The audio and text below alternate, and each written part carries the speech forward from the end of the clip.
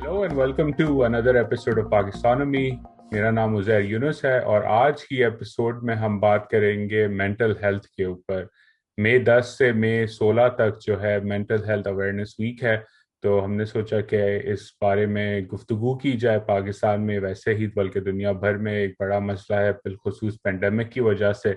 तो मेरे साथ मौजूद हैं डॉक्टर आयशा सनोवर चाचर, जो कि चाइल्ड एंड एडोलेसेंट साइकाइट्रिस्ट हैं। इन्होंने अपनी ट्रेनिंग आगा खान यूनिवर्सिटी से की, वहाँ उन्होंने पढ़ाया भी है। और काफ़ी सारे एकेडमिक पेपर्स और रिव्यूज, बुक चैप्टर्स लिख भी चुकी हैं, पीयर रिव्यू भी कर चुकी हैं। तो she is an expert on this topic. तो हमने सोचा कि आज उनको दावत दी जाए और इस इम्पोर्टेंट टॉपिक के ऊपर ज़रा उनसे सीखा जाए, समझा जाए कि पाकिस्तान में क्या चैलेंजेस हैं और लोग खुद अपनी मेंटल हेल्थ को किस तरह इम्प्रूव कर सकते हैं। तो डॉक्टर साहिबा, पहले तो वेलकम टू पाकिस्तान में। Thank you. My pleasure. There. Thank you for the invitation. And तो शुरुआत इधर से करते हैं। Overall state of mental health Pakistan में क्या है? और आप प्रैक्टिशनर हैं तो आपने देखे भी हैं कॉमन केसेस लोगों के। तो ज्यादातर जो मेंटल हेल्थ इश्यूज हैं पाकिस्तान में वो किस तरह के होते हैं और उनका इम्पैक्ट क्या होता है? क्योंकि हमने देखा अभी तो पेंडेमिक चल रहा है, उससे पहले पाकिस्तान में वॉर ऑन टेरर में वायलेंस हुआ, उसके हिसाब से काफी चीजें लोगों को इम्पैक्ट हुई। तो what's the overall state of play of mental health in Pakistan? okay, so sir आपने मेंटल हेल्थ की बात की है तो मैं फिर मेंटल हेल्थ से शुरू करूंगी कि overall I think it's important हम जब भी सिकाइट्रिस्ट को से डिस्कस करते हैं या किसी साइकोलॉजिस्ट से डिस्कस करते हैं तो हम इमीडिएटली दो चीजों को कंफ्यूज हो जाते हैं, मेंटल हेल्थ और mental illness, right. But the good thing is कि हम मेंटल हेल्थ से अभी स्टार्ट कर रहे हैं। तो मेंटल हेल्थ ओवरऑल जो है इट्स अबाउट आप आपकी क्या सलाहियत है अपनी रोजमर्रा की जिंदगी में, अपने काम काज, अपने अपने जो अगर आपकी जॉब है, आपकी पढ़ाई है, आपके घर वालों के साथ जो रिलेशनशिप है, आपके दोस्तों के साथ जो रिलेशनशिप है, उसको आप कितने अच्छे और बेहतर तरीके से जो है उसको उसकी अदायगी किस तरीके से आप कर सकते हैं। तो ये एक मेंटल हेल्थ की अगर हम बात करें, अगर हम अगेन फेजेस में बात करें, अभी क्या हालात हैं पेंडेमिक की वजह से, वो तो भी no overall, right. Overall pandemic की वजह से सिग्निफिकेंट हमारी लाइफ के हर एक चीज पे इफेक्ट पड़ा है, चाहे वो इकोनॉमिक्स से लेके हमारी रोजमर्रा की जिंदगी है, हमारा पूरा स्ट्रक्चर, हमारी पूरी जिंदगी, हमारी इवन बातचीत जो एक घर में एक टीवी देखते हुए खाने पे होती है, वो भी इफेक्ट हुई हुई है, वो भी चेंज हो गई है। बहुत ज्यादा मॉर्बिड डिस्कशन होने लगी हैं, डेथ्स को जो है वो हमने नंबर्स में कन्वर्ट कर दिया है। सो एक इम्पैक्ट एक हर एक लेवल पे है। सो वो ऑलरेडी आपको, जैसे मैंने मेंटल हेल्थ की डेफिनेशन पे जो बात की, तो वो तो ऑलरेडी कॉम्प्रोमाइज हो चुकी है ओवरऑल, राइट। अब उसमें फिर इंडिविजुअल चीजें आती हैं उधर कि कौन उसको किस तरीके से उसे कोप अप कर रहा है। सो मैं आपको बिल्कुल बेसिक एक इंडिविजुअल लेवल पे बात कर रही हूँ कि किस तरीके से आपकी अपनी क्या रेजिलियंस है, आपकी क्या जो है वो एक प्रोटेक्टिव फैक्टर्स हैं जो कि उस चीज को डिफाइन करते हैं कि how how you actually manage that. अगर हम इसके अलावा एक लार्जर उस पे पिक्चर की तरफ जाएं सर, तो बहुत ज्यादा फर्क इस तरीके से पड़ा है कि मेंटल हेल्थ अब कॉम्प्रोमाइज हो रही है। मेंटल हेल्थ डिस्ट्रेस प्रॉब्लम्स से ज्यादा जाके अब मेंटल हेल्थ डिसऑर्डर की तरफ जो है चीजें आ रही हैं। सो अब जब वो एक शिफ्ट आया है, जो आई वुड से कि ओवरऑल एक सोशियोलॉजिकल जो शिफ्ट आया है, उसकी वजह से ना सिर्फ एक इंडिविजुअल की लाइफ पे फर्क पड़ा है, बट उसके इमीडिएट सराउंडिंग्स में, राइट, एक एक जो एक एक माइक्रो सिस्टम है उस पे आ रहा है। उसकी वजह से फिर उसके अराउंड जो मैक्रो सिस्टम है, अब नौकरियां नहीं हो रही हैं, प्रोडक्टिविटी जो है वो कम हो रही है, वो जो जॉब लॉसेस हैं, स्कूल जो है वो अब घर घर से हैं, तो वो ऑल टुगेदर एक बहुत बड़ा एक शिफ्ट आया है। हमें पता है कि ऑलरेडी हमारे मोस्ट ऑफ द हमारी पॉपुलेशन जो है वो रूरल पॉपुलेशन है पाकिस्तान में, राइट। और वहां पे हमारे पास जो हम अगर हम बात करें डिजिटल लिटरेसी की या इंटरनेट की जो एक्सेस की बात अगर हम करते हैं, तो वो ऑलरेडी हम कॉम्प्रोमाइज स्टेट पे थे। अब ये स्कूल जो है वो घर से हो रहे हैं, और ये तो एक पर्सनल लेवल पे भी हम सब ने देखा होगा कि घर में अगर लेट्स से पहले एक कंप्यूटर और एक टैब होता था और बच्चे चार, तो उस टाइम पे तो हम लोग डिवाइड कर लेते थे कि चलो आधा घंटा आधा घंटा। अब स्कूल के टाइम पे नहीं, राइट? सो बहुत सारी चीजें हैं जो कि अब पेरेंट्स अफोर्ड नहीं कर सकते, तो मोबाइल डाटा पे जो है वो बच्चे स्कूल अटेंड करें। सो सिग्निफिकेंट चीजें हैं जो कॉम्प्रोमाइज हुई हैं। और अब इतना बेसिक सर्वाइवल और फ्लाइट ऑफ फाइट मोड में हम लोग हैं, जो हम इस चीज को अक्सर भूल जाते हैं कि mental how to take care of ourselves. So अभी इस पॉइंट इन टाइम पे अगर मैं आपको एक एवरेज पाकिस्तानी के लिहाज से बात करूं, तो सिग्निफिकेंट मेंटल हेल्थ जो है वो कॉम्प्रोमाइज हुई हुई है।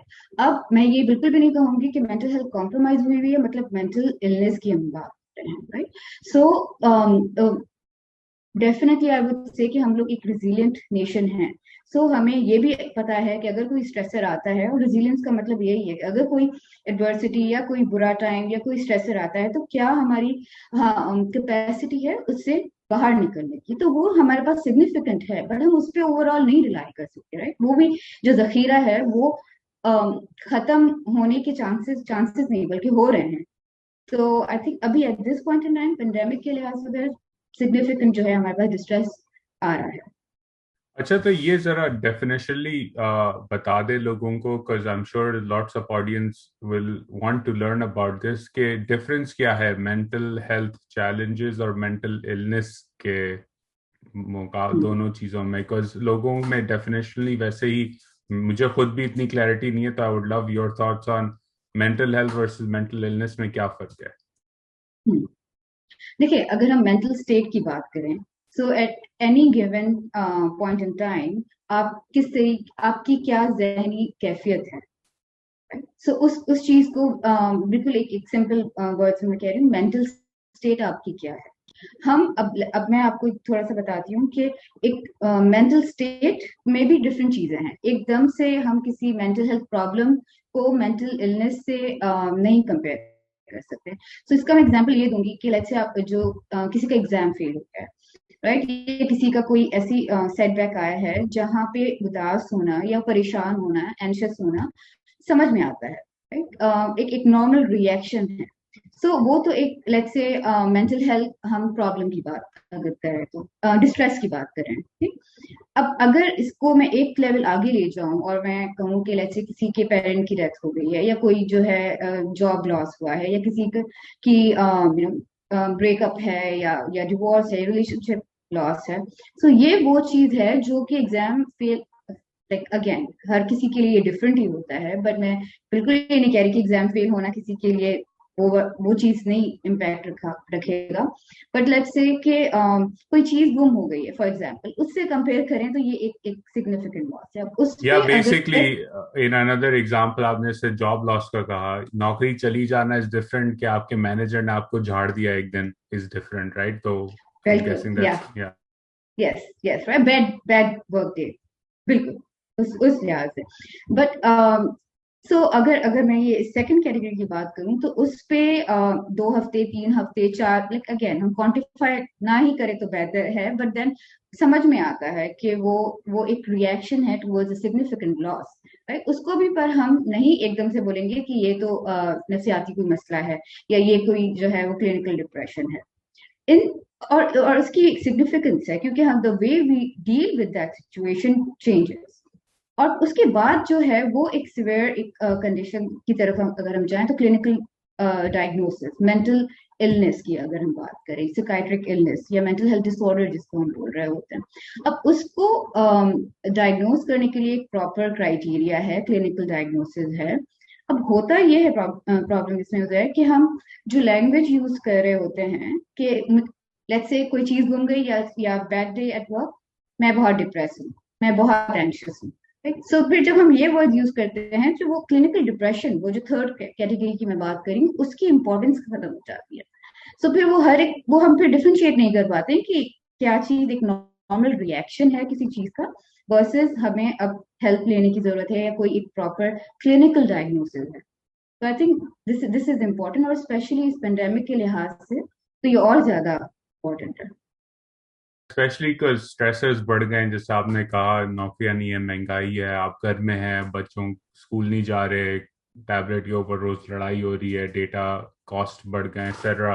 तो आई थिंक वो एक ओवरऑल दुनिया भर में देखा जाए, I was looking at just statistics, America के अंदर ही तो अल्कोहलिज्म, ड्रग अब्यूज बढ़ गया है बिकॉज ऑफ दो स्ट्रेसर्स एक्सेट्रा। तो आई एम श्योर पाकिस्तान में भी ऐसा ही कुछ हो रहा। अगला सवाल जो मेरा ये था कि पाकिस्तान में, और मैंने इस पे थोड़ी सी रिसर्च भी की है, इस पॉडकास्ट पे हम बात भी कर चुके हैं कि Pakistan is not a good place for women.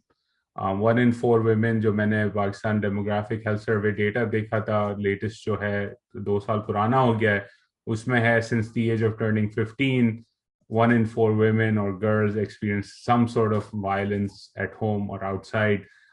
तो उसका impact from your work in psychiatry and mental health issues, how does that show up? Like, what are some of the things that, because usually again, जैसे आपने शुरू में कहा कि हमने death को स्टेटिस्टिक बना दिया है, तो इसी तरह हम वायलेंस को भी एक स्टेटिस्टिक बना देते हैं, 1 in 4 women। तो but I would love to hear from you as a practitioner कि उसका रियल वर्ल्ड इम्पैक्ट जो है वो क्या होता है और क्या हमें देखने को मिलता है पाकिस्तान जैसे माशरे के अंदर।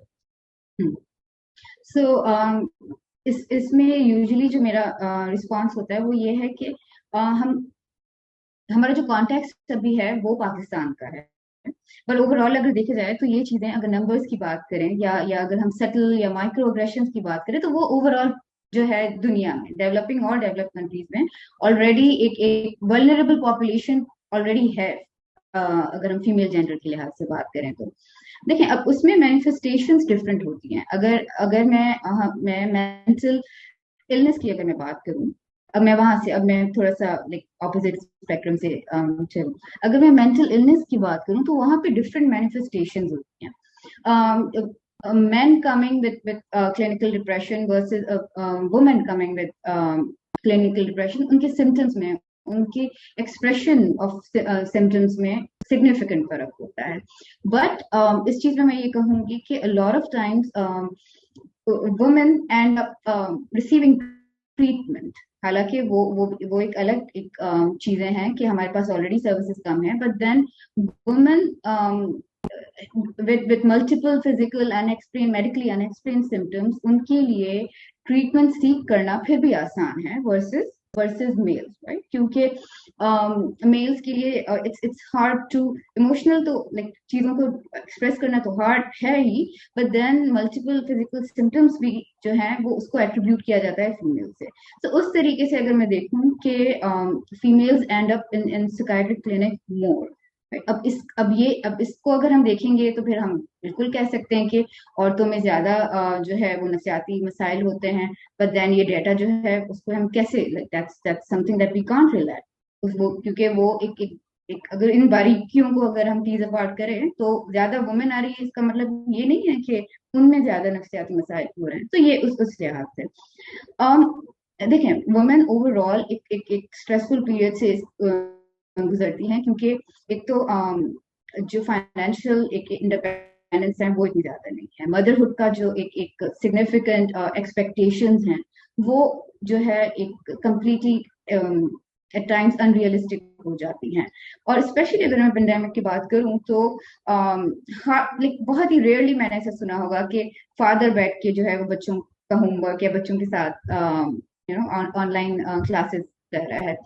इट्स एक्सपेक्टेशन फिर से वही आ जाती है कि जो माएँ करेंगी। अब वो माएँ जो कि वर्किंग वुमेन हैं, उनके लिए तो ये ट्रिपल काम हो गया है ना। एक तो adjusting to work from home एक अलग कहानी है, बट देन बच्चों के और मैंने तो इतनी सारे लोगों से सुना है दैट इतनी फ्रस्ट्रेशन बढ़ जाती है कि मदर्स एंड अप डूइंग बच्चों का होमवर्क कि उनके साथ उनको क्या पढ़ाएं, बस इसको करके जान जान ये इसी तरह जान छूट जाए, काम काम कम हो जाए, टाइम जल्दी खत्म हो जाए। बिल्कुल, बिकॉज इतनी सारी चीजें, क्योंकि अब तो सफाई, अब मेड्स भी अगर लेट्स से नहीं है, या हाउस हेल्प भी जो है वो भी अगर नहीं है, सो इतनी सारी चीजें हो रही हैं साथ में। और उसके अलावा जॉब लॉस बहुत ज्यादा हो रहा है कि फिर एंड में यही होता है कि मैं नहीं कर पा रही हूँ, तो फिर वो नौकरी जो है वो छोड़नी पड़ती है। इट्स वेरी रेयर कि फादर को नौकरी छोड़नी पड़ रही है, राइट? मदर्स को छोड़नी पड़ रही है। अब वो इन इटसेल्फ एक बहुत बड़ा सेल्फ स्टीम पे और सेल्फ कॉन्फिडेंस पे एक झटका है कि हियर आई वाज, इतना करियर था और ये सारी चीजें मैं कर रही थी, इतना मैनेज कर रही थी, वो जो भी मिथ है सुपर मॉम की, बट मैं मैनेज कर रही थी। But now here I am ना, अब ये कोई चीज मैं ठीक नहीं कर रही। तो अगर मैं वर्किंग वुमेन के लिहाज से बात करूं, जो नॉन वर्किंग वुमेन है उनके लिए ज्यादा स्ट्रेस इस तरीके से बड़ा है, क्योंकि जिम्मेदारी एक तो बड़ी है, दूसरा सिग्निफिकेंट डोमेस्टिक वायलेंस जो है वो वो बढ़ गया है। अब वो डोमेस्टिक वायलेंस बढ़ गया है, एंड देन जो है इकोनॉमिक प्रॉब्लम्स हैं, वो जो खर्चा नहीं कर पा रहे हैं, तो वो एक अलग प्रॉब्लम है। खाना, like so many other things. So regardless आपका क्या एम्प्लॉयमेंट स्टेटस है, वो ऑलरेडी वो बहुत ज्यादा सफर कर रही है। बट अगेन उस क्या कुछ कह रहे थे आप? नहीं नहीं, गो, कीप गोइंग कीप गोइंग। या बट अगेन उसमें इंडिविजुअल फैक्टर्स डेफिनेटली आते हैं, बट देन हम उस इंडिविजुअल फैक्टर्स पे कितना रिलाय करेंगे, एक टाइम आएगा कि वो खत्म हो जाएगा। फ्यू सो टिपिकली जैसे आपने कहा कि मर्दों पे एक्सेस आते नहीं है ट्रीटमेंट के लिए, is this just cultural, is this a global phenomenon? Like क्यों नहीं होता कि खवातीन को ट्रीटमेंट वो ले लेती हैं, उससे मैसर हो जाती है even when there is limited supply in a country like Pakistan, लेकिन मर्द जो है वो एक्सेस नहीं करते? What's the reason, what's the rationale behind it? बहुत ही एक क्लीशे स्टेटमेंट दूंगी, क्योंकि मर्द रोते नहीं है। सो उस लिहाज से जो कि उनके लिए वो एक डिसएडवांटेज हो जाता है उधर, कि वो बहुत ज्यादा तकलीफ में भी हो, एक जो है हार्ड टाइम से भी गुजर रहे हो, इवन देन वो किसी को नहीं बता सकते हैं। और फिर वो जो है इंटरनलाइज नहीं कर पाते हैं, किसी से बात नहीं कर पाते हैं, तो फिर डिफरेंट तरीके से आपको नजर आता है कि रोड रेज हो रहा है, घर पे मार पर, लाइक बच्चों को मार पड़ रही है, लाइक डिफरेंट डिफरेंट तरीके से, लाइक गाली गलौज जो है वो बढ़ जाती है। So all of these things, but मैं एक जनरलाइज स्टेटमेंट नहीं दे रही हूँ, लाइक मैं स्टीरियोटाइप नहीं कर रही हूँ, but I am talking about most of the times. अच्छा, तो फिर मर्द अगर रोते नहीं है इमोशनली जो है वो there different sort of structured, I think उसका मेरे लिहाज से एक तरीके से लिंक है। आप बचपन में किस तरह, how do you grow up, and you know man boys versus girls, जो ट्रीटमेंट होती है डिफरेंट, और you know if you cry you're not, अगर आप रोते हैं तो आप मर्द नहीं है, तो बचपन से ही इंटरनलाइज किया जाता है, तो उसका एक बिल्कुल। इम्पैक्ट होता है। तो अब अगर बच्चे हैं, पेंडेमिक से गुजर रहे हैं, हमने बात की, स्कूल भी नहीं हो गई, सारा कुछ चेंज हो गया, और इस मेंटल हेल्थ अवेयरनेस वीक की जो थीम है वो नेचर है, तो क्या नेचर और नर्चर का आपने जब हम बात कर रहे थे एपिसोड से पहले आपने थोड़ा जिक्र किया था, तो जरा समझाएं कि ये फर्क क्या है। और फिर अगर एक बच्चा है वो बाहर भी नहीं जा पा रहा, पर्टिकुलरली जैसे मैं कराची में पला बड़ा हुआ, तो मैं खुद ही सोच रहा था as prepping for this episode कि एक जमाना था कि नानी के घर के बाहर जो है वो बतखें वगैरह आती थी, because it wasn't urbanised the way it is now the city. अब तो वो है नहीं, पार्क्स भी कम हैं, अगर पार्क्स हैं भी तो वो मतलब बेसिक से रन डाउन से पार्क्स हैं। तो उसका impact, how do children deal with this issue, और क्या मतलब आप देखती हैं in terms of the usual cases that come up? Okay, so पहले नेचर और नर्चर का की जो बात है उस पे थोड़ा सा डिस्कस कर लेते हैं। देखिए, चाइल्ड डेवलपमेंट की जब हम बात करते हैं, पर्सनैलिटी डेवलपमेंट, ह्यूमन डेवलपमेंट की जो बात करते हैं, तो साइकोलॉजिकली बहुत ज्यादा बैक एंड फोर्थ हुई थी जब हिस्ट्री, अगर मैं साइकोलॉजी की बात करूँ कि ना कैसे इंसान की पर्सनैलिटी शेप अप होती है, तो ये डिफरेंट डिफरेंट कॉन्सेप्ट जो है उस टाइम पे आए थे। नेचर, लोगों ने कहा कि नहीं, इट्स लाइक, लोगों से आई एम मुराद के एक्सपर्ट साइकोलॉजिस्ट, तो देखिए हम अब थ्योरीज के कि बच्चा जब पैदा होता है तो वो tabular Rasa is the term, वो क्लीन स्लेट होता है। तो यानी क्लीन स्लेट के वो खुद से कुछ नहीं लेके आता, जो भी होता है वो उसकी सराउंडिंग जो है वो उसको शेप करती है। राइट, अब ये जो बात है ये नर्चर की बात है। ठीक है, कि वो नर्चरिंग उसकी किस तरीके से होती है, बट आगे जाके ज्यादा neuro science, specially world war 2 के बाद जो है वो ज्यादा इस पे रिसर्च हुई। तो हाँ, तो और ज्यादा पता चला कि no, there is something innate, जिसको फिर वो नेचर नेचर की बात करते हैं, कि नहीं, कुछ बच्चे अपनी नेचर लेके इस दुनिया में आते हैं वो बिल्कुल क्लीन स्लेट के साथ नहीं होता। तो फिर वहां पे फिर एक डिबेट हुई कि नेचर वर्सेस नर्चर, कि किस चीज का ज्यादा जो है वो स्ट्रॉन्ग एक इम्पैक्ट होता है बच्चे की या एक पर्सनैलिटी डेवलपमेंट की अगर हम बात करें। अब मैंने अब यहाँ पे कहा नेचर वर्सेस नेचर, बट आगे जाके स्लोली एंड ग्रेजुअली वर्सेस चला गया, अब इट्स नेचर एंड नर्चर। तो ये दोनों चीजें हैं जो बहुत ज्यादा इंपॉर्टेंट है। इसी वजह से उधर जो बहुत ज्यादा फोकस है स्पेशली चाइल्ड साइकियाट्री और प्रिवेंटिव साइकियाट्री के लिहाज से वो ये है कि ओबीजीवाईएन के साथ बहुत ज्यादा काम किया जाए। प्रेगनेंसी के दौरान जितना हो सके मैटरनल स्ट्रेस को कम कम किया जाए। क्यों? क्योंकि उसी दैट इज द टाइम ना जब वो आपकी नेचर, बच्चे की नेचर बनना शुरू हो जाती है, जब वो माँ के पेट में होता है। So so so this is what nature और नर्चर वाली जो एक बात थी हम कर रहे हैं। अब इस पेंडेमिक के लिहाज से अगर मैं बात करूं, और it just occur to me कि ये डाटा तो हमें बहुत ही सालों बाद ही मिलेगा कि अभी जो प्रेग्नेंट वुमेन है उनका उनके बच्चों पे क्या इफेक्ट पड़ रहा है। ये तो लॉन्गिट्यूडनल स्टडीज जो कि कुछ डेकेड्स के बाद ही हमें हमें पता चलेगा। बट अभी जो बच्चे हैं, लाइक हम यंग बच्चे या टीनेजर्स की जो हम बात कर रहे हैं, उस उन पे सिग्निफिकेंट इम्पैक्ट इस तरीके से आया हुआ है कि बाहर आप नहीं जा सकते हो। बाहर जाना ऑलरेडी एडिट स्टेप्स हो गए हैं कि अच्छा पहले ये भी पहनना है, ग्लव्स भी पहनने हैं और मास्क भी पहनना है, और फिर वापस आके कपड़े भी चेंज करने, नहाना भी है। So but like it's very very hard.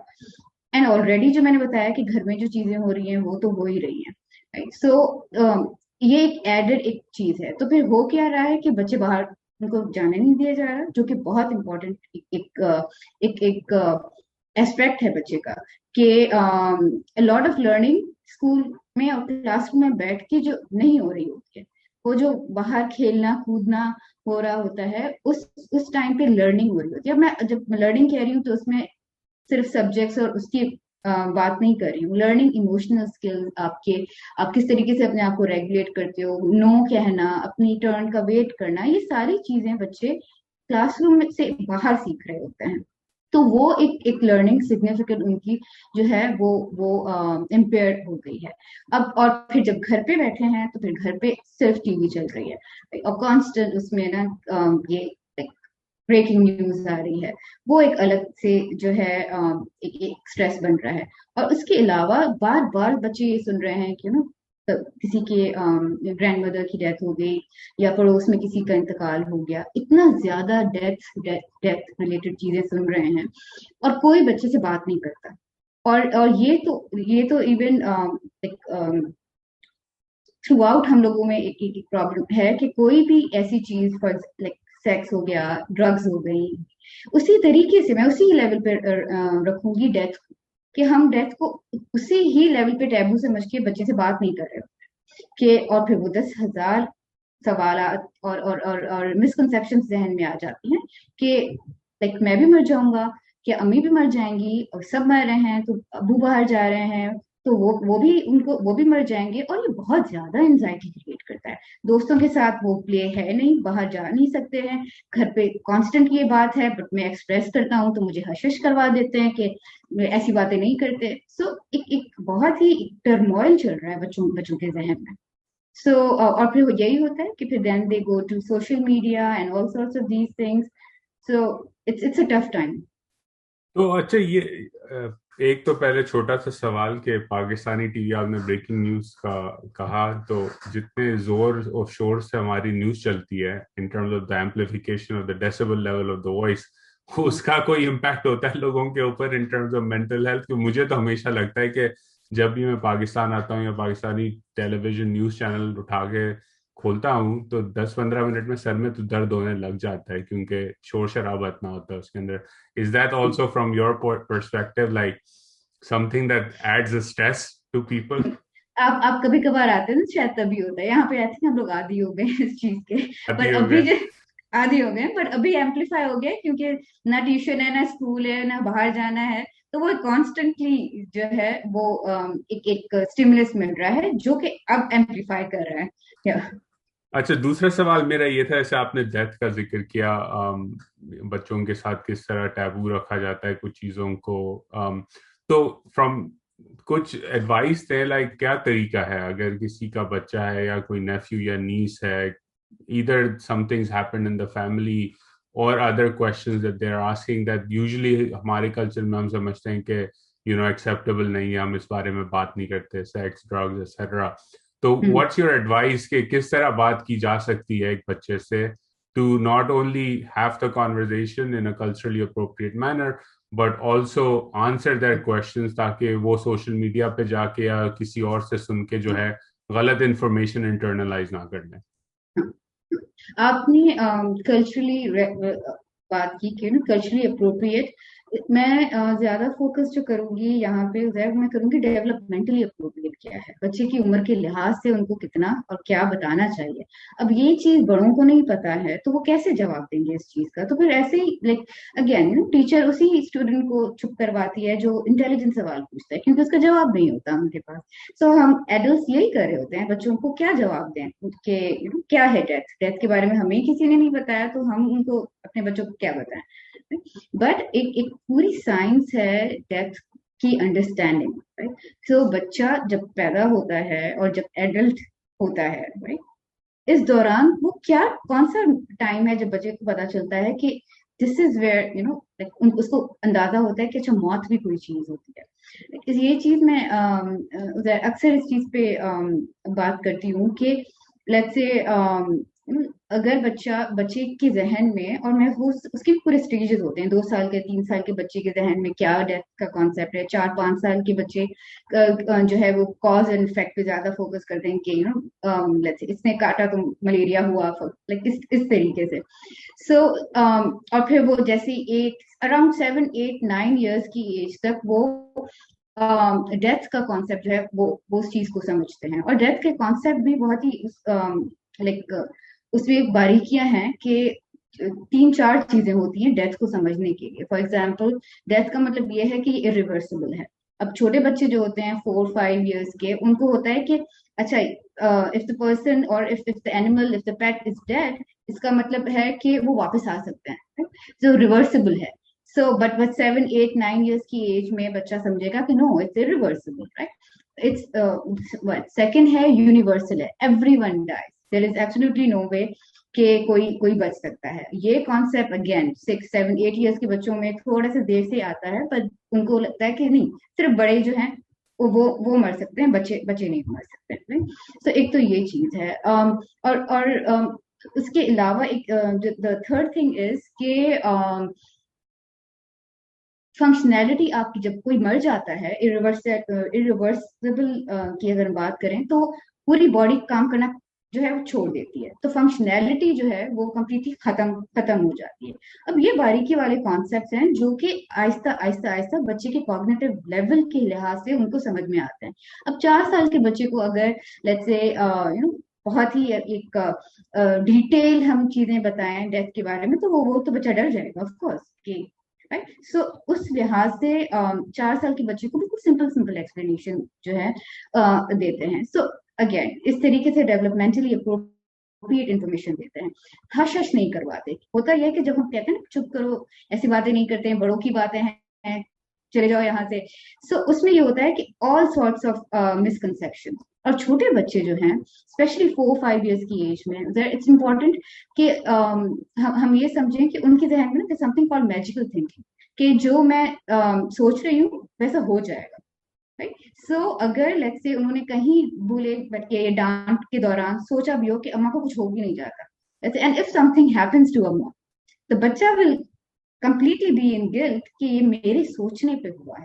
कोई मैजिकल थिंकिंग जो है ना वो उस तरीके से। सो हर्षिश नहीं बल्कि उनकी एंजाइटी, उनकी जो कंसर्न्स हैं उसको सुना जाए। अगर जवाब नहीं है इट्स ओके, लाइक उनको बता दें कि बेटा मुझे इस चीज का जवाब नहीं पता है, बट एटलीस्ट एक्नॉलेज तो करें। सो वो नहीं हो रहा है। एंड एक सिग्निफिकेंट कॉन्सेप्ट है डेथ एंजाइटी का, जो कि बहुत ही कन्वीनियंटली इवन उसमें ट्रेनिंग भी नहीं होती, उसको पढ़ाया भी नहीं जाता साइकोलॉजी और साइकाइट्री के पॉइंट से, बट वो एक मेजर एक फैक्टर है, फंडामेंटल फैक्टर है जो कि इमोशनल प्रॉब्लम्स को ड्राइव करता है। अच्छा, और दूसरी, as you are explaining this, मेरे दिमाग में आया कि जब आप हश हश करा देते हैं तो उसी बच्चे ने फिर स्कूल जाना है, तो स्कूल में जरूरी तो नहीं कि उसके दोस्त 6 साल के हैं, कुछ दोस्त 8 साल के भी होंगे, 9 साल के होंगे, कुछ दोस्तों के माँ बाप ने बात की होगी, सही की होगी, गलत की होगी, नहीं पता, तो वो उनसे पूछेंगे, उनसे पूछेंगे तो अलग इन्फॉर्मेशन आएगी, वो फिर आपको घर पे आके तो बताएंगे नहीं, या बताने की अगर कोशिश करेंगे तो आपने पहले भी हश हश किया है, आपने वापस हश कर देंगे, तो एक पूरी एक साइकिल जो है मेरे दिमाग क्रिएट हो जाती है, या जिसपे बिल्कुल जो ड्रग्स द में जैसा होता है। हाँ, द पेरेंट है वो is not know longer the source of information, information और एक्सेस कहीं और से आ रहा है, और वो तो बच्चा ढूंढ लेगा कहीं ना कहीं से हम्म, एक्सेस, राइट। हम्म, तो I think yes, rather than hushing it up, जरूरी है कि आप बात करें।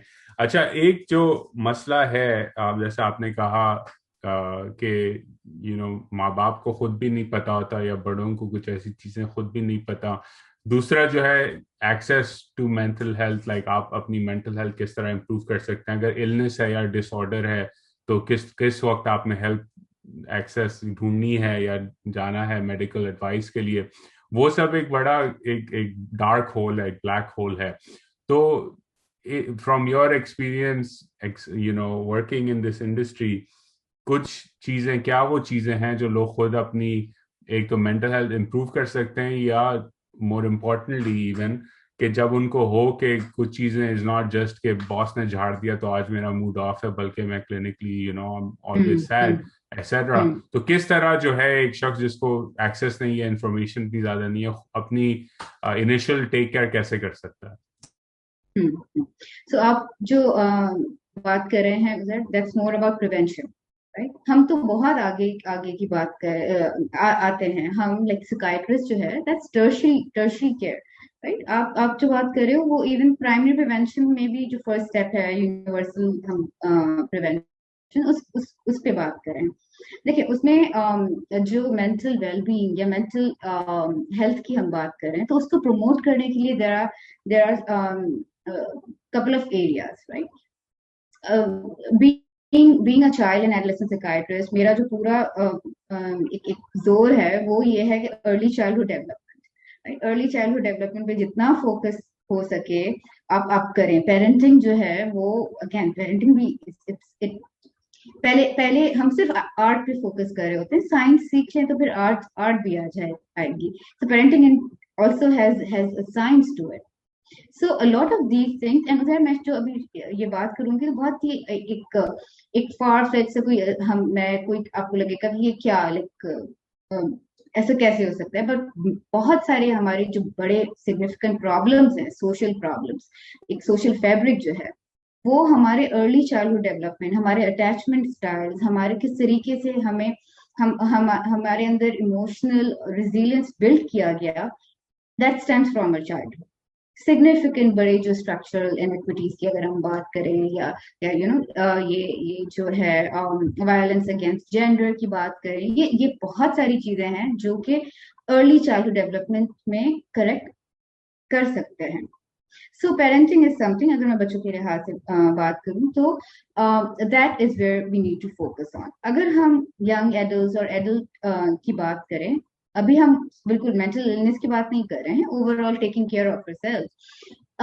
अगेन कुछ कुछ फैक्टर्स होते हैं आपके, कैसे कोपिंग स्किल्स हैं आपके, जो इस पूरे एक साल में जो एक बहुत सिग्निफिकेंट चीज है जो मिस हुई है वो स्ट्रक्चर हुई है उधर, कि जो लोगों का भले चाहे रोना होता था, नहीं पसंद था, स्कूल नहीं था, जॉब पसंद नहीं थी, कुछ भी थी, बट एक स्ट्रक्चर था, पता था कि सुबह को जाना है, पता था कि इतने बजे आना है।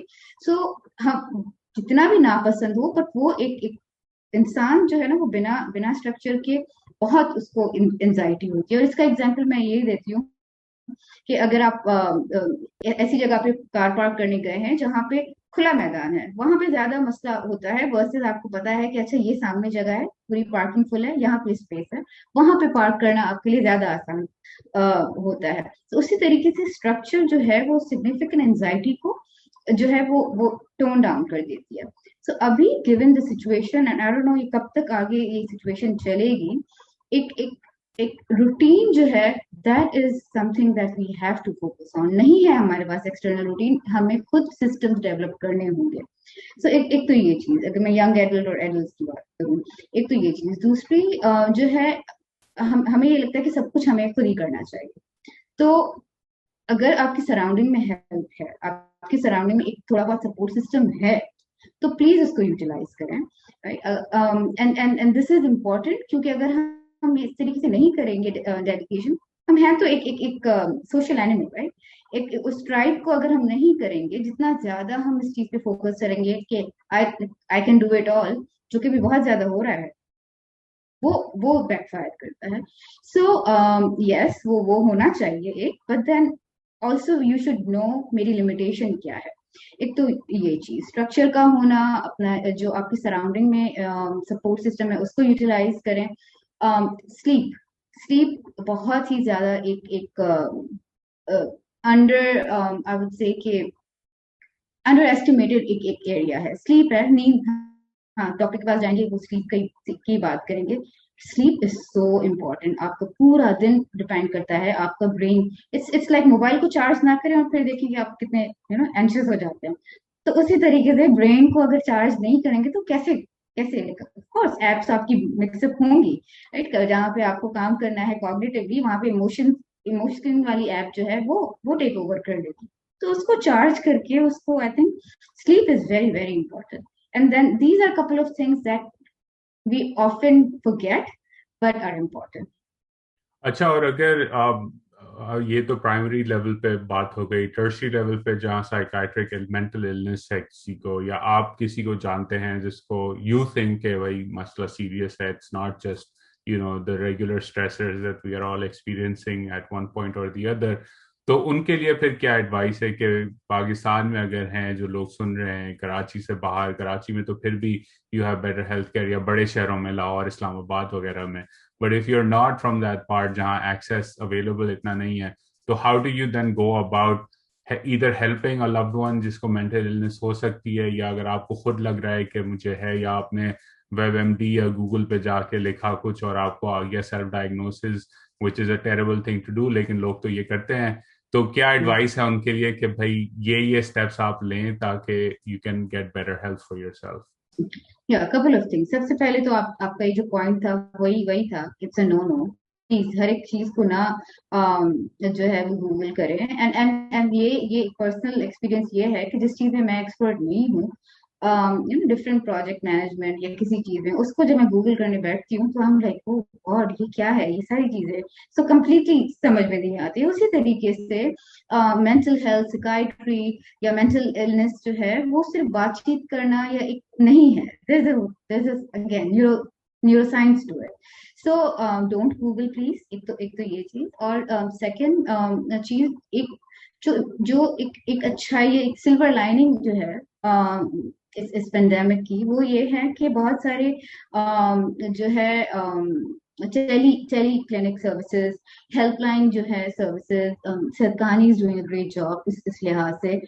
सो वो एक जो है एक सरफेस पे आया है, एंड आई डोंट थिंक कि ये पेंडेमिक जब भी ओवर होगा ये चीज वापस जानी है। सो वो चीज स्टेब्लिश हुई है। सो सो आई थिंक हमारे पास थोड़ा बहुत जो है, अगर होप की बात करें, भले बड़े शहरों में नहीं है, रीच आउट। अभी तो इंटरनेट पे आप लिखेंगे टेली क्लिनिक सर्विसेज तो पूरा गूगल जो है पाकिस्तान के लिहाज से वो फिलअप हो ही जाता है। सो सर्विसेज हैं, और उसमें अगेन एक या दो आपको इनिशियल असेसमेंट करवाने में कुछ कुछ लाइक हार्म नहीं है। So it's okay. इस चीज को मैं जोड़ूंगी इम्पोर्टेंट बात से कि अगर कोई आपके जानने वाले या आपकी सराउंडिंग में कोई आपको कहता है कि ये सारी चीजें हो रही हैं, ये ना बोलें कि पूरी दुनिया के साथ हो रहा है, तो लाइक डिसमिस ना करें। क्योंकि जब हम ये कह रहे होते हैं ना, तो फिर एक इंसान के लिए तो उसी की जिंदगी है ना, एक पूरी दुनिया में जो भी हो रहा है इफेक्ट एक बंदे पे, तो वही उसी की पूरी जिंदगी है। तो फिर जब ये हम वैलिडेट नहीं करते हैं, तो लॉट ऑफ टाइम्स वो गिल्ट में आ जाता है कि मैं सही नहीं कर रही हूँ, मैं जो है इस चीज को कोप अप नहीं कर रही हूँ, सब तो कर रहे हैं, राइट? पर अगर देखे जाए तो लाइक मुश्किल से ही सब कर रहे हैं। तो एक तो ये ना करें। दूसरा, एकदम से जो हम ये सोल्यूशंस बता देते हैं कि नमाज नमाज पढ़ो या लेट्स से कि वॉक पे चले जाओ, एकदम से जो हम सोल्यूशन फोकस जवाब देते हैं ना अपने लव्ड वंस को, जो अगर कोई रीच आउट करता है, that doesn't help, that really doesn't help. I understand it's a good thing religiously और health wise, but someone who is going through depression, उनके लिए आपके पास आके आपको ये बताना भी सिग्निफिकेंटली मुश्किल है। एक बहुत बड़ा कॉग्निटिव एफर्ट है जो वो करके आए हैं, और फिर आप कह रहे हैं कि इससे भी ज्यादा कॉग्निटिव एफर्ट करो। सो वो so please don't do this. So yeah, this is important.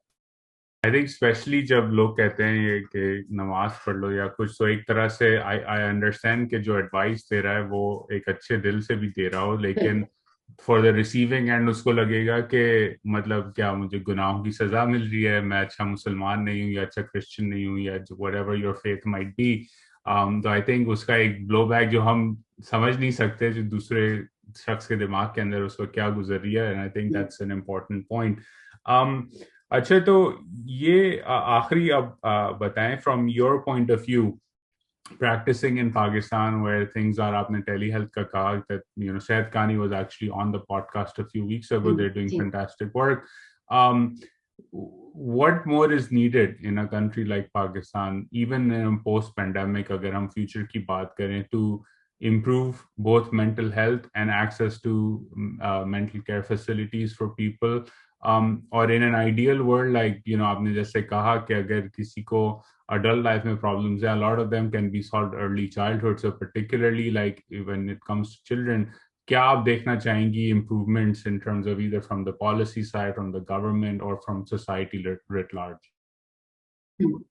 No, I think significant हमें I often among colleagues I often say कि reform नहीं चाहिए, revolution चाहिए mental health. so like significant चीजें हैं जो डिफरेंट डिफरेंट लेवल्स पे हमें हमें चाहिए, राइट? अगर हम नंबर्स की बात करें उधर, तो 6 to 7 चाइल्ड सिकाइट्रिस्ट हैं पूरे पाकिस्तान में। एडल्ट सिकाइट्रिस्ट की अगर हम बात करें तो मैक्स आई थिंक 6, चले अगर इस साल कुछ ग्रेजुएट हुए हैं, चले 650 मैक्स होंगे एडल्ट सिकाइट्रिस्ट, राइट? अब ये तो टर्शरी केयर की हम बात कर रहे हैं। एंड देन उसमें भी सिग्निफिकेंट एक एडवोकेसी है कि मेडिकल स्कूल में साइकियाट्री नहीं पढ़ाई जाती है, और अगर पढ़ाई जाती भी है तो वो किस तरीके से पढ़ाई जाती है, उसका एग्जाम्स नहीं होते हैं। अगर कोई साइकियाट्री में आना भी चाहता है, लाइक टर्शरी के लिहाज से बात करूं, तो उसके दोस्त उसका मजाक उड़ाएंगे, और लाइक एक पूरा एक बैरियर्स हैं जो जो साइकियाट्रिस्ट कम होने के हैं, दूसरे पैसे कम मिलते हैं, सो दैट, और वो एक तहका भी नहीं है, तो ऑल ऑफ दोज थिंग्स, तो वो तो एक मेडिकल फ्रेटर्निटी का है। ओवरऑल प्रिवेंशन और उसकी बात करें तो हेल्थ बजट की बात बहुत इंपॉर्टेंट है। It's something that we really can't afford कि हम ये बोलें कि हमारे पास मेंटल हेल्थ जो है वो एक लग्जरी है, या मेंटल हेल्थ सर्विसेज के लिए हमारे पास बजट नहीं है। This is something that has to change.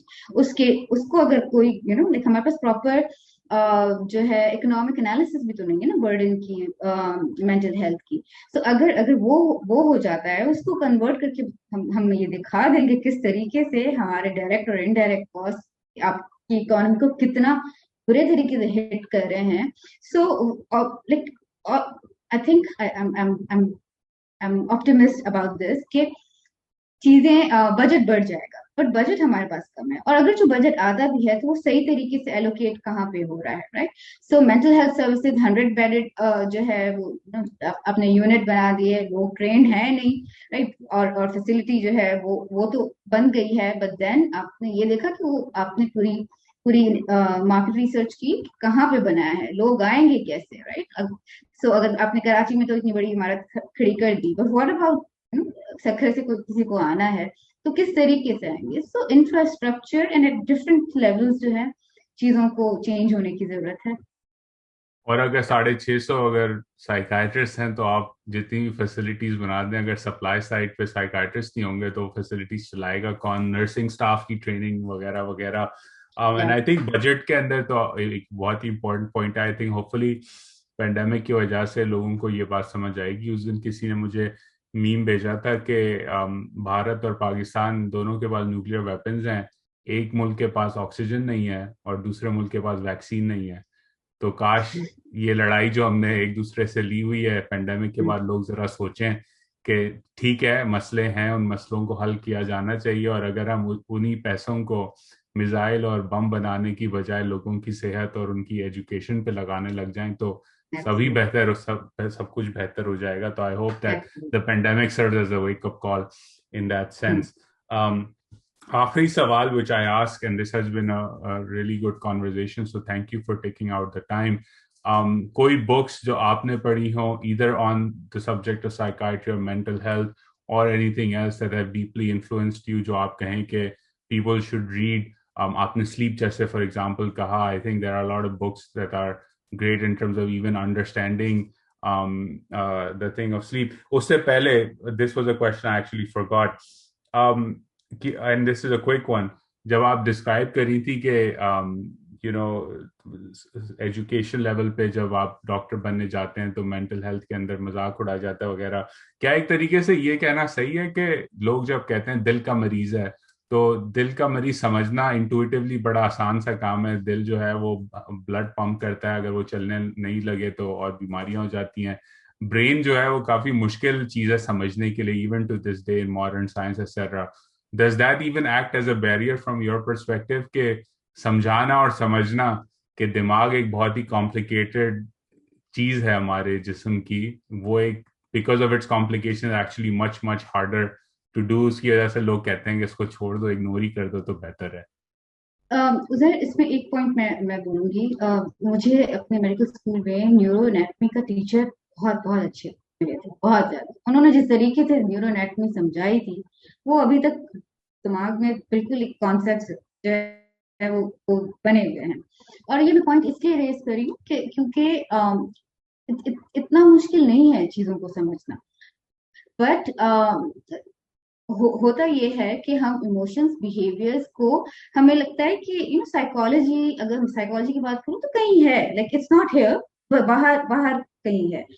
Everything we do, everything we think, everything we say, brain का कोई ना कोई हिस्सा है जो लाइट अप हो रहा है, right? So it is in our head. When people say, oh, it's all in your head, of course it's in our head, it's in the brain, like where else it would it be? So but again वो मास देखिए ना, अगर 600 adult सिकाइट्रिस्ट हैं और let's say 4 सिकाइट्रिस्ट हैं, तो कितनी like clinical हमें काम के अलावा एडवोकेसी और then framing it for masses, this is an added thing. So हमारी भी जिम्मेदारी है, बिल्कुल बिल्कुल जिम्मेदारी है, but then different different level पे डिफरेंट डिफरेंट लोगों की जिम्मेदारी है कि एटलीस्ट अगर आप सही बात नहीं तो गलत बात जो है उसको ना फैलाएं। सो या I think I think that's you said के कितने, 4 बच्चों के साइकाइट्रिस्ट हैं पूरे मुल्क के अंदर, 4 या 5? 6 से 7। 6। यानी कि एक मुल्क जहां 23 करोड़ की आबादी है, जहां एवरेज फर्टिलिटी रेट कोई 2.5 है, 2.4 है लास्ट टाइम आई चेक, उसमें कोई 6 जो हैं वो डॉक्टर्स हैं जो बच्चों की साइकाइट्रिक एनालिसिस, इवैल्यूएशन की मेडिकेशन वगैरह कर सकते हैं। तो I think yes, there is a need to grow नहीं, दैट अक्सर मुझसे एक्सपोनेंशियली। पूछा अक्सर मुझसे पूछा जाता है कि बच्चों का क्या नफ्सियात का मसला होता है, और फिर मुझे डिफाइन करना होता है कि नहीं नहीं, दिस अ रीजन व्हाई, मेरी मेरी स्पेशलिटी है, लाइक मुझे जस्टिफाई करना होता है। अच्छा, तो आखिरी सवाल पे अब आ जाते हैं। Now that I distracted you with that question that I had in my mind, again it's all in our head. What are books that have deeply influenced you that brain, you would recommend people pick up and read? there are like a lot of books, but recently I read this book. It was called Civil. Oh, I'm really bad with पहले क्या था, Civilization, Death by Progress, or something of that sort. But I can look it up. I think I sent you the email, right? Let me pull it up actually right now. Yeah. Yes. I mean, yeah. I will That's remind what you. happens. No, I That's remember fine. all. Like I remember 3 names. I know. Yes, yes, यहाँ मेरे पास ही है, एक When second Nietzsche में। wept. Paniche effect, yes, that is Civilized one. to Death: The Price of Civil. Progress by Yes, Christopher that's Ryan. yeah. This is something that I recently read and it's amazing. It actually talks about, हमें लगता है कि अगला जो progress होने के बाद अगला एरा जो है वो बड़ा अच्छा होगा, बट चीजें अच्छी नहीं हो रही होती हैं. इट्स रियली रियली समथिंग जो कि हम एक यूटोपिया के चक्कर में आगे बढ़ते तो जा रहे हैं, बट इट्स नॉट प्रोग्रेस. हम बहुत सिग्निफिकेंटली रिग्रेस कर रहे हैं. आई सो थिंक दैट इज या. मैंने रिसेंटली एक आर्टिकल पढ़ा था जो आई थिंक अर्ली 1900s में लिखा गया था और डिस्क्राइब कर रहा था न्यूयॉर्क सिटी के अंदर पोल्यूशन का मसला. तो वो जिस तरह लिखा गया था, पढ़ने वाले को लगे कि जो है वो आज की बात हो रही है, गाड़ियों का धुआं, धूल वगैरह जो है शहर के अंदर होती है आम. लेकिन आर्टिकल एक्चुअली था कि घोड़ों का जो डंग था, या घोड़े जब मर जाते थे सड़क के ऊपर, उसकी वजह से जो मक्खियां वगैरह वगैरह जो होती थी, उसका मसला था. और वो लिखा इस तरह से गया था कि एक नई टेक्नोलॉजी आ रही है, गाड़ी, जो इस मसले को हल कर देगी. और फिर गाड़ी जब आई तो उसका एक whole host of new problems emerge, right? So I think Absolutely. that's Yeah. very important. Yeah. The other book you said you really Yes. liked was When Nietzsche Wept by Irvin Yeah. D. Yes. Blom. Yes. So this guy, I personally believe, is today's like almost this level of Sigmund Freud. This is one person that I really admire because he made psychoanalysis and psychodynamics very very accessible and understandable. So he has actually written novels on psychoanalysis, and it's a concept jahan pe usually psychiatrists tend to like they tend to shy away from. Biological psychiatry samajh mein aa jati hai, but this is very very but excellent writer. And So this this book, is a novel. this is a novel but completely psychoanalysis driven. So this book, and the third one was something related to psychoanalysis and The career choice. Psychoanalysis of Career Choice, Job Yeah. Performance and Satisfaction by Paul Marcus. Yes. I mean, I have significant issues with the cover because that also, because there's no female, only male. So, but it's a very nicely written book. Psychoanalysis and psychodynamics, जब हम बात करते हैं ना, we think about person, but there is actually organizational psychology. आपकी psychoanalysis, psychodynamics आपके काम पे, फ्रॉइड ने कहा था ना कि एक love, एक आपकी intimacy and then work. These two things are very very important. और हम intimacy पे तो बात कर रहे होते हैं, वर्क में जो हमारे अर्ली अटैचमेंट स्टाइल्स, हमारे जो है अपनी साइको डायनामिक्स है, वो कैसे इंटरप्रेट करती है. Amazing. Okay, I think these are great recommendations. So I will post them down below in the description of the video as well. Again, Dr. Aisha, thank you so much. आपने time निकाला, और आपको early Eid Mubarak, because हम recording Eid से पहले कर रहे हैं और पब्लिशिंग ईद के बाद होगी. So stay safe and take care of yourself. And again, thank you for joining us today. Thank you. Khair Mubarak. Mubarak to you too. Okay. Allah Hafiz.